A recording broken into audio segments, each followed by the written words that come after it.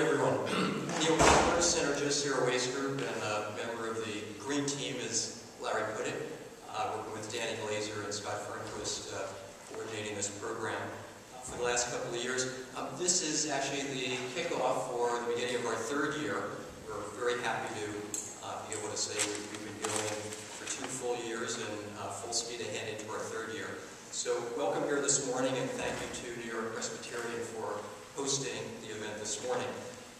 Just a quick overview of the program. For those of you that are not familiar, we're open to all 35,000 businesses and nonprofits throughout Westchester County.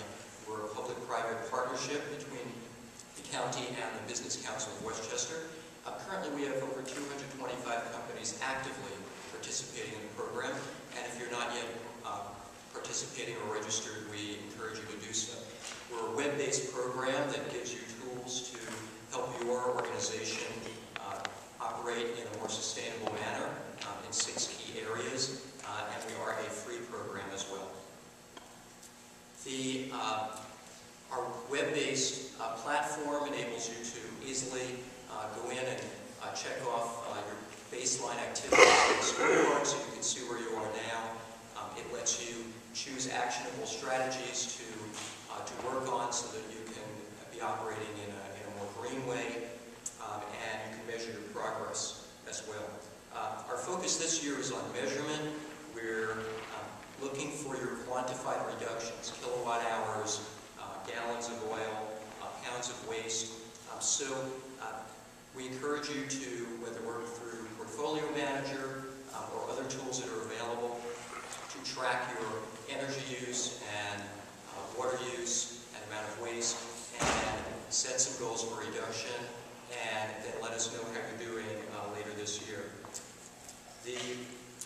We also, part of our educational efforts include these breakfast workshops, as well as our very popular webinars, which we had over 200 people participating in our webinar series last year, which we just launched in the middle of last year, and we'll soon be announcing some new webinars for this year. If you do have a webinar that on a topic that you would like to present to our group, please let us know, and we'd be happy to set that up, and the beauty is you can do it all from the comfort of your office.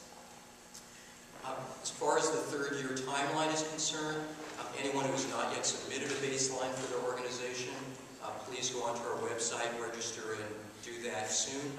And then you have basically the next 6 months from now through April to work on improvements, and by April, we need you to get in your updated scorecard so that you can be considered for this year's awards. We'll look at everyone that's participated for the year and see who's doing a great job in different areas of sustainability.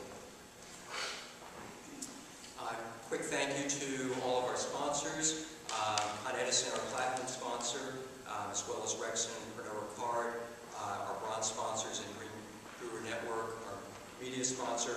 Also, a quick announcement. We're happy to mention that Verizon has just come on board and is willing to support us as a silver level sponsor. So thank you to Verizon. Founding partners of the project. And we're now going to show you who's currently participating. You may see your company's name, logo showing up here. And as you can see, we have a group of companies that are pretty broad. Large companies, small companies, tenants, landlords, even home-based businesses. If your company logo is not here, and if you're not yet participating, certainly we invite you to join us and take the challenge.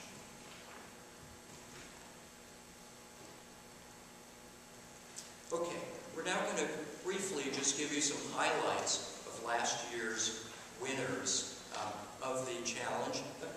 Organizations that have really gone above and beyond in each of the key areas, or one of the key areas that are part of our scorecard program. So the first one is in the outreach category. Take a look at some of the things Regeneron did. They set up a green team and introduced all their staff to what the green team would be doing. Even went beyond the green team to talk to their landlord, which is kind of unusual, and said, hey, we want you to be green as well. We want to work together on this. Great thing for a tenant to do.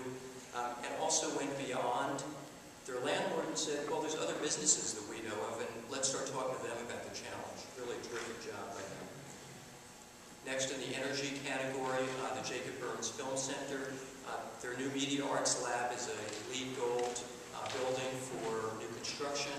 They're using both geothermal and solar there, and they not only monitor their energy use, but they track it by room, by hour, so they can see, oh, this room's not being used, let's turn off the lights there and turn off heat or air conditioning or lower that in some way so we can conserve energy. Great example there. In the waste management and green products category, Dragonfly Hair Studio was our winner last year. They have some used furnishings they've brought in, low VOC materials. They send email receipts to their customers, and instead of having paper cups for coffee, they serve coffee and water in washable containers to their customers. And extra hair products are donated to a local shelter. Great job by them. In the transportation category, friends over at Purchase College created their own web-based carpool program. They really want to support bicycle use, so they've set up bike parking areas throughout their campus. And they're promoting telecommuting and webinars, and they're adding hybrid vehicles to their fleet. Land use category, Edith Mason Conference Center. We've had a couple of events there, including last year's recognition event. They're sitting on 400 acres of forest in the middle of Westchester County. It's maintained in a very natural way. They therefore don't need to use any irrigation or fertilizing, and they create their own mulch from fell trees. Finally, in the water resources category, our winner was New York Presbyterian, where we sit today. What are they doing? They're auditing all their water meters serving this campus. They've already replaced 139 steam traps and 5 condensing pumps. They've talked to all their employees about conserving water and letting them know when they see a leak or something that needs to be repaired. They're also looking at changing over all their toilet fixtures in the near future, so they're consuming less water. Okay, that brings us to the end of my presentation. I just want to mention, though, that the case studies you saw, these are examples of our recent winners, but we're showing you this because these are things that your organization can do. You can look at our website, look at the scorecard. There's lots of great tools there that show you how to do these things. You can talk to other companies that are doing this. That's why we get together at these forums, so you can meet others that are doing these same things.